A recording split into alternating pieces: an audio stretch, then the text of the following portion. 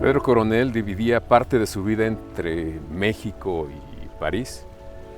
Sin embargo, cuando le preguntaron que si sentía nostalgia de estar fuera, pues decía que sí, pero particularmente se refería a Zacatecas, con la que dijo tener una relación muy intensa. Antes frecuentaba, de muy joven, los rumbos del centro, donde por cierto había una pulquería que le encantaba por dos cosas: por sus murales y por sus nombres, La Niña de los Besos. ¿Qué recuerdo tan maravilloso, no te parece? Sí, cómo no. Pedro Coronel era muy intenso como esta ciudad. Él nació aquí, pero siempre regresaba a este lugar. Pedro además adoraba los museos. De hecho, el suyo fue el segundo en inaugurarse en 1983. Él decía que ir a los museos era como ir a una iglesia. Sentía una verdadera emoción ante estar ante piezas maravillosas y únicas. Desde el Museo Francisco Goitia y el que lleva su nombre, conoceremos más de este artista y de todas sus piezas. Un auténtico legado que dejó como herencia para que podamos disfrutarlo durante todos los días. Acompáñenos en Desiertos Intactos.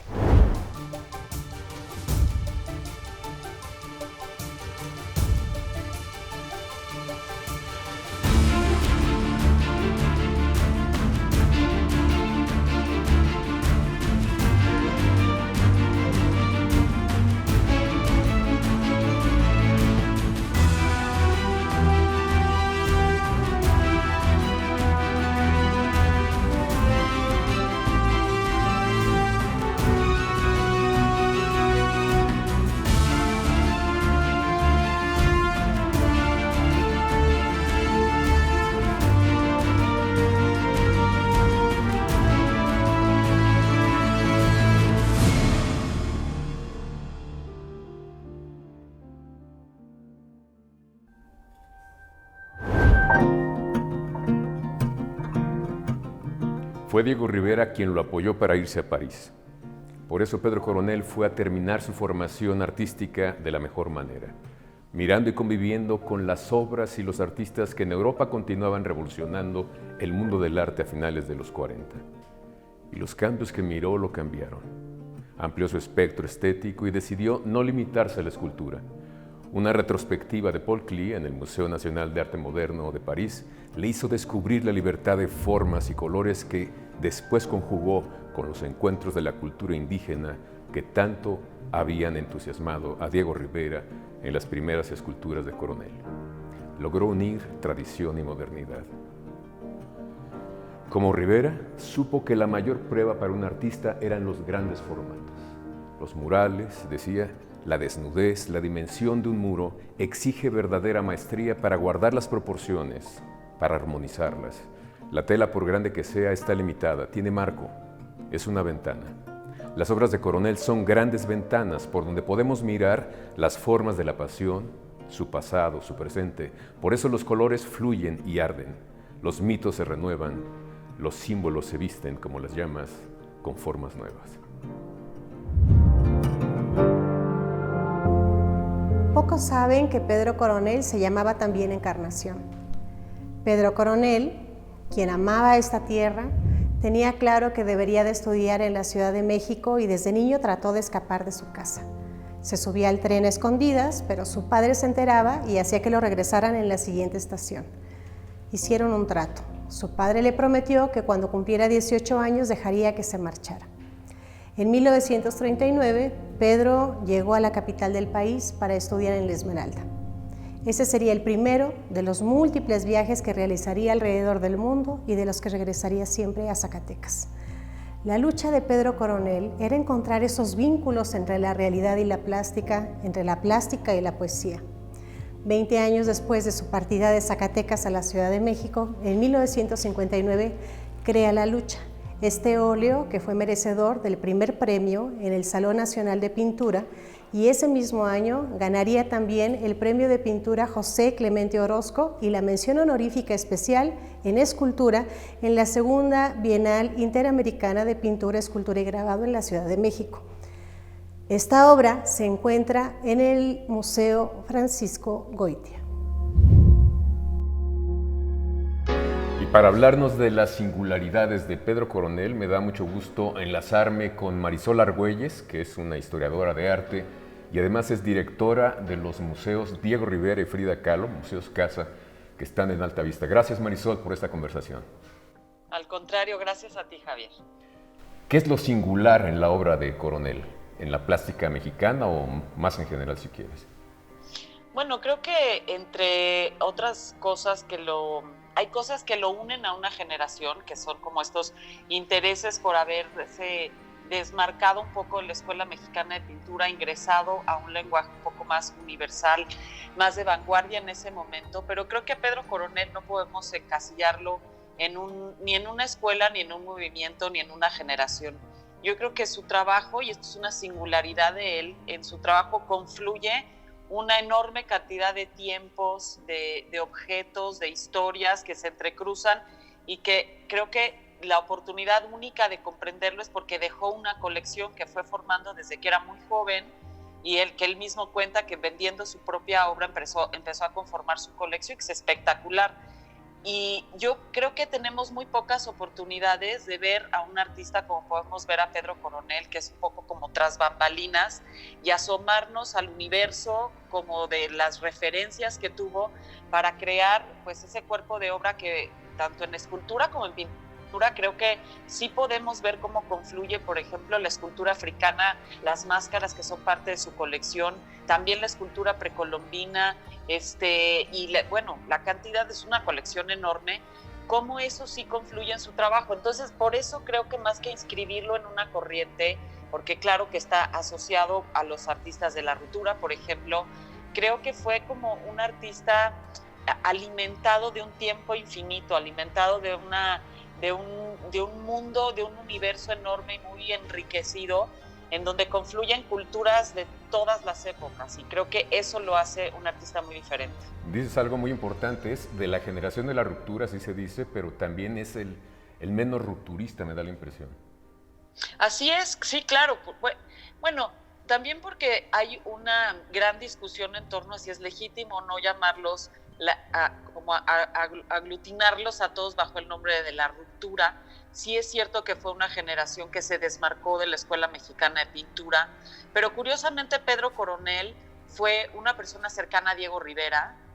Diego Rivera es quien le consigue la estancia en Francia, y después él lo menciona muchas veces, por ejemplo en su biografía discontinua, menciona a Diego Rivera como una especie de referencia de un artista que también conformó una colección y que su colección es visible en su trabajo. Entonces sí creo que es interesante, porque sí creo que es el menos rupturista, que en efecto su búsqueda es más bien, es que cuando uno ve la colección es imposible ver a Pedro Coronel lejos de eso. O sea, por ejemplo, las obras que resguarda el Museo de Arte Moderno, el Llanto de la Muerte Verde, que es una pieza hermosísima y que está muy relacionado con esto que yo creo que injustamente y mal dicho se llama arte primitivo, que me parece que es un término que deberíamos de eliminar por completo, pero que tiene que ver con estas formas y figuras que están asociadas a los objetos rituales de culturas ancestrales que han pervivido hasta el día de hoy en comunidades en el continente africano. Entonces ahí, por ejemplo, hay una relación muy directa, y ahí la abstracción encuentra también una fuente de inspiración. Creo que también es interesante entender a Pedro Coronel como estos artistas que vivieron pues en un momento en donde hubo un gran auge, un gran gusto por parte de coleccionistas y de otros artistas por volver a lo que ellos llamaban los mitos de evasión, ¿no? Estos artistas que les tocaron vivir la guerra mundial y que de repente huyeron conceptualmente, ideológicamente, hasta emocionalmente, hacia buscar en las fuentes de las culturas originarias de muchos países, incluso de los propios, encontrar como un nuevo comienzo para la humanidad. Y creo que a él le toca convivir con ellos, es amigo de muchos de ellos cuando está en Europa, más grandes que él, pero pues los admira, se hace amigo de ellos, colecciona su trabajo, y también esa es otra fuente importante como de creación para Pedro Coronel. Se alimenta, digamos, entonces de las culturas primigenias o primitivas, que está mal dicho, no sé cómo tendremos que decirlo, pero también con lo último, con los pintores revolucionarios, digamos, de los 40 que siguen cambiando muchas cosas en el arte en Europa, ¿no? Así es, lo que pasa es que curiosamente esos pintores también están relacionados, muchos de ellos fueron grandes coleccionistas, entonces también están relacionados con ese universo paralelo al de Pedro Coronel. Y sí, en efecto, él colecciona, pues tiene una colección de gráfica espectacular, en donde hay obras de Miró. Bueno, por ejemplo, fue uno de los coleccionistas que logró adquirir una serie muy importante de Goya, pero por ejemplo fue muy amigo de Solia Delaunay, tiene obra de Serge Poliakov, tiene obra pues de una cantidad de artistas que en ese momento fueron la vanguardia, un poco también una especie de ruptura, algunos asociados a la Bauhaus, otros asociados pues por supuesto a los principios de la abstracción. Entonces es muy interesante porque Pedro Coronel integra todas estas, es decir, es un bagaje cultural enorme, y también creo que hay una serie de afectos alrededor de todo eso, ¿no? O sea, él decía, por ejemplo, que su colección le hacía poseer la sustancia poética del arte, que le gustaba tocarla y encontrar la forma en la que esos objetos ocupaban el espacio en el universo.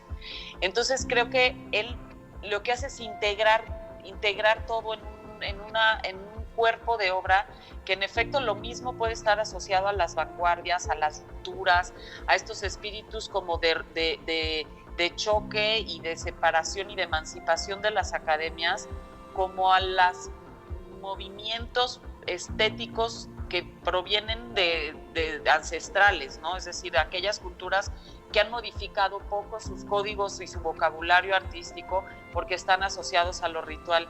Todo eso confluye en su trabajo y eso para mí creo que lo hace único. También algo que creo que tú y yo ya platicábamos en algún momento era el tema del color en el trabajo de Pedro Coronel. Él decía que le angustiaba muchísimo el lienzo en blanco, que más comparte esa ansiedad y esa angustia con otros muchos artistas. Lilia Carrillo, por ejemplo, decía que también para ella era el momento más terrible de enfrentarse al lienzo en blanco, pero que en cuanto el color empezaba a hacer presencia en el lienzo, la obra como que sola se iba desarrollando, o sea, era una especie como de instrumento a través del color.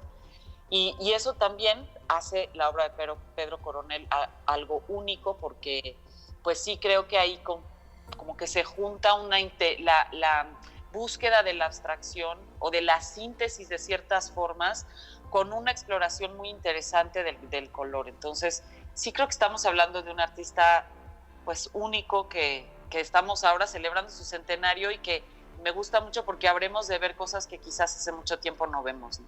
Sin duda alguna. Muchísimas gracias, Marisol. Al contrario, gracias, Javier. Hasta luego.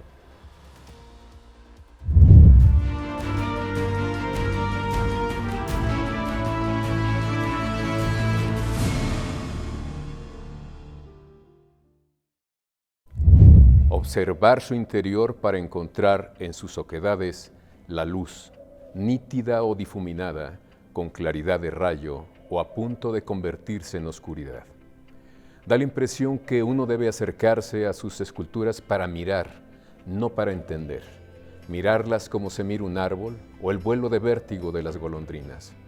Lo que leemos en ellas, lo que entendamos, solo puede ser un diálogo con uno mismo. Sus esculturas podrían ser entonces, con su superficie lisa, un espejo de piedra. Hola, estamos con Iñaki Herranz, él es curador de arte. Le agradecemos mucho que participe en esta edición de Desiertos Intactos, dedicada pues al centenario, al festejo del centenario del natalicio de nuestro querido pintor zacatecano Pedro Coronel. Bienvenido, Iñaki. Muchas gracias por la invitación. Iniciemos hablando de algo que me parece fundamental en el momento de estar hablando de Pedro Coronel. ¿Cuál es su lugar? ¿Cómo ubicas tú esa parte de la participación que tenía Pedro Coronel dentro de su generación?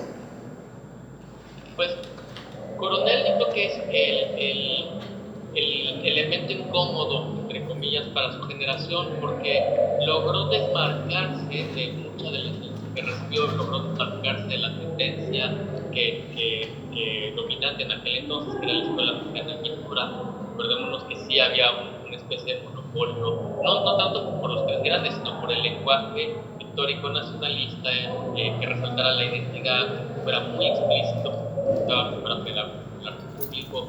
Y de repente llega Pedro Coronel con una pintura que es sumamente mexicana, pero que es totalmente distinta a lo de la Escuela Mexicana de Pintura, a pesar de que él generacionalmente es más cercano a esa generación que la de la ruptura, ¿no? Es un artista con un pie realmente en la escuela y un pie en la ruptura. A diferencia de la ruptura también, es que por eso es que es como un personaje crucial que está realmente en medio entre las dos. Se logra desmarcar del lenguaje de la Escuela Mexicana de Pintura, no tanto a nivel temático, pero sí a nivel de forma, ¿no? Él va a evolucionar cada vez más hacia la abstracción, va a pasar de un lenguaje figurativo a una abstracción semifigurativa, una abstracción radical, va a volver nuevamente a la figuración, va a ser una especie de vaivén, es una totalmente genial, pero a nivel formal se va a desmarcar. Y sin embargo va a tener su pintura toda la connotación de lo mexicano a través del colorido y de los temas que él toca, ¿no? Muchas veces son interpretaciones ya que no son para nada crípticas, son muy, muy entendibles. Uno ve la pintura de Pedro Coronel y entiende que es una pintura mexicana, pero sin ser del todo explícita. No son escenas de la revolución como hemos visto en los muralistas, no son pintura figurativa de detalle de un escenario mercado, no. Sí se reconocen elementos, por ejemplo, calaveras, que es un elemento muy prehispánico, la cruz cristiana, que tiene que ver con todo la conquista, símbolos eróticos, cosas que tienen que ver realmente con la mexicanidad, ¿no? A veces hay sentías, que es una especie de tamaño, pero sin embargo, es la grandeza de Pedro Coronel, que logra ser un pintor sumamente mexicano, sin tener que tener un lenguaje explícito a lo mexicano, sin tener que recurrir a la iconografía que dictaban y a los modos de enunciarla que dictaban la pintura. Y a su vez, la diferencia con la ruptura es que la ruptura podría llegar a ser sumamente radical en sus aspectos formales y asemejarse a lenguajes abstractos, por ejemplo, europeos o norteamericanos, o incluso algunas cosas que tenían que ver más con ya cuando llega el momento. ¿No te parece? Sí, perdón, Iñaki, ¿no te parece que la obra de Pedro Coronel lo que hace es resemantizar estos elementos de lo mexicano en su obra?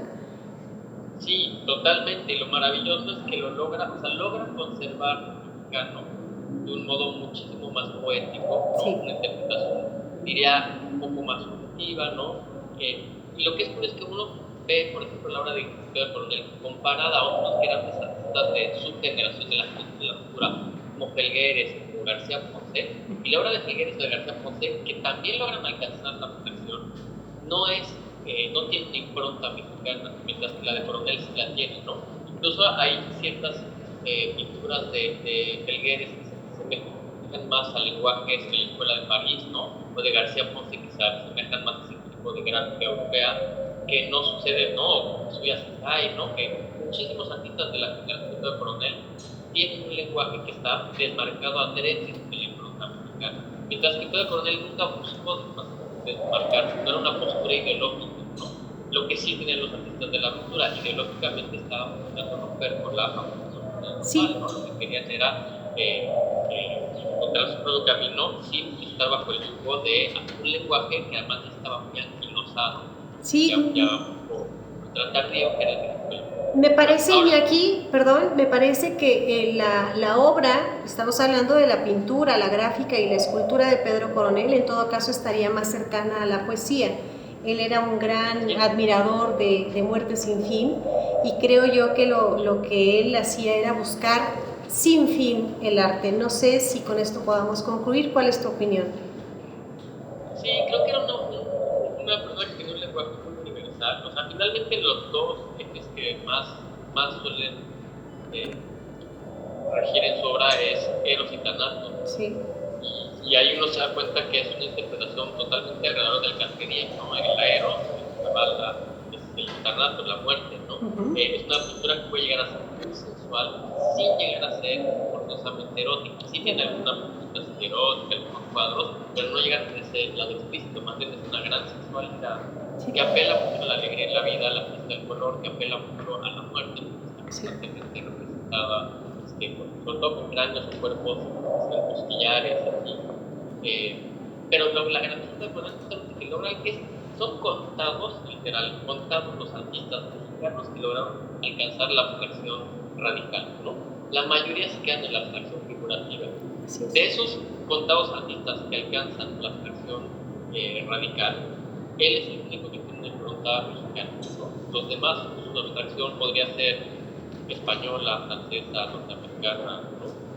Pues quedémonos con eso, ¿no? En el marco del centenario de su nacimiento, celebremos entonces a Pedro Coronel con estas características maravillosas que nos acabas de hablar y te agradecemos mucho tu participación, Iñaki. Gracias a ustedes. Hasta luego. No dejen de visitar la exposición. Hasta luego. Y que viva Pedro Coronel.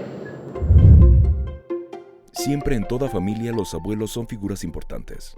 Por eso se heredan los nombres, habilidades y hasta oficios. Para el artista, su abuelo paterno, Martín Coronel, tenía nombre de héroe de algún corrido popular. Y más interesante era lo que su abuelo contaba. Pedro decía que era pintor de ángeles y santos de iglesias, además de protagonista de historias tétricas. Contó que un día trabajando se encontró con una mujer bellísima. Y tras quedarse embelesados los dos, él siguió el andar de aquella musa hasta su casa, donde compartieron el lecho. Pero al concluir el acto del amor, él se dio cuenta que a su lado solo había un esqueleto blanco. Quizás por eso es que le gustaban las historias que escribía su amigo Juan Rulfo.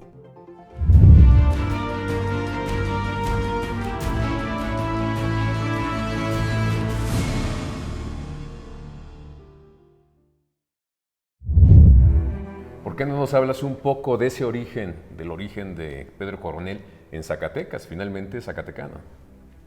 Así es, y creo que, lo declararon hace tiempo uno de los hijos predilectos de Zacatecas junto con su hermano Rafael Coronel, pero es muy bonito ver en su biografía, autobiografía discontinua, las cosas que cuenta, cómo él vuelve siempre a Zacatecas, porque el museo que hoy alberga su colección, esta colección está ahí porque se hizo una gran exposición de Pedro Coronel en los años 80, principios de los 80, y él finalmente él pensaba que la colección no iba a volver a Zacatecas y regresó para albergarse ahí.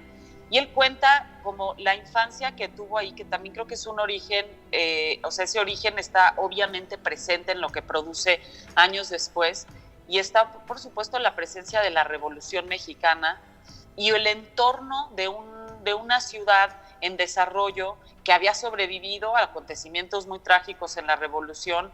Por ejemplo, no sé qué tanto él hace un poco de leyenda o de mito la historia de sus padres, pero es muy de novela, que él contaba que los papás el día de la boda habían llegado los revolucionarios y habían estado, a la mamá la habían escondido en un pozo y le habían puesto dinero en la ropa interior como para esconderla. Después al papá se lo llevaron y llegó tiempo después y volvió a estar con ella. Entonces es hijo, si bien no estoy segura de que el relato sea enteramente cierto, probablemente sí, pero es hijo de estos mitos y de estas historias que sucedieron en la Revolución, y en donde Zacatecas además ocupa pues un lugar importante. Y luego él recuerda también el entorno cotidiano con este hombre titiritero, que fue por supuesto importantísimo. Él además es curioso, pero siempre vuelve a este personaje que lo llevó como a conocer el arte popular, a tener un gusto especial por tallar, por las máscaras, por una serie de cosas que él pues también incluye en su trabajo. Y entonces ahí él creo que tiene como este origen muy interesante de la vida zacatecana, y luego se convierte en un promotor del desarrollo de Zacatecas en términos culturales. Yo creo que una de las ciudades más interesantes en cuestión de museos y colecciones es Zacatecas, y él es uno de los primeros, su colección es uno de los primeros espacios. Me parece que está primero el Museo Goitia, que creo que es del 78, por ahí se acondiciona esta casa que fue de gobernadores para convertirla en museo, pero después es el Museo Pedro Coronel, y de ahí le siguen el Museo Rafael Coronel y otros espacios. Entonces, y por supuesto el Museo de Arte Abstracto Manuel Felgueres. Entonces, ellos convierten esta ciudad, que es hermosísima, en una ciudad además con un patrimonio cultural impresionante, con una riqueza enorme, y yo creo que, es decir, que bien que le hacen a la ciudadanía que diario pueda caminar por espacios en donde tiene 5 museos como los que tiene la ciudad de Zacatecas, ¿no? Entonces también habrá que reconocer en Pedro Coronel este papel de promotor que donó su trabajo, que aseguró que la obra quedara expuesta de manera permanente, y que de alguna manera pues sí se convierte en una de las figuras icónicas del coleccionismo mexicano, no nada más en Zacatecas, claro, sino del coleccionismo, de un artista coleccionista que funda una institución. Entonces sí, también creo que a 100 años del nacimiento de Pedro Coronel hemos de reconocerlo también como uno de los promotores más importantes que hemos tenido en la historia de México. Entonces, cuando nos estás diciendo esto, podemos pensar que su colección también tiene una ruta didáctica, nos acerca a las vanguardias por la gran colección de obra de vanguardia, de los vanguardistas, pero también del arte antiguo, de culturas populares, digamos, africanas, egipcias, griegas, porque ahora sí que nos acerca, pero a partir de piezas que a él le gustaban. No era simplemente marcar una cronología, sino un gusto estético. Es que eso es lo que es extraordinario de su colección, que obedece al gusto de un artista, y justo además un artista con un bagaje cultural extraordinario.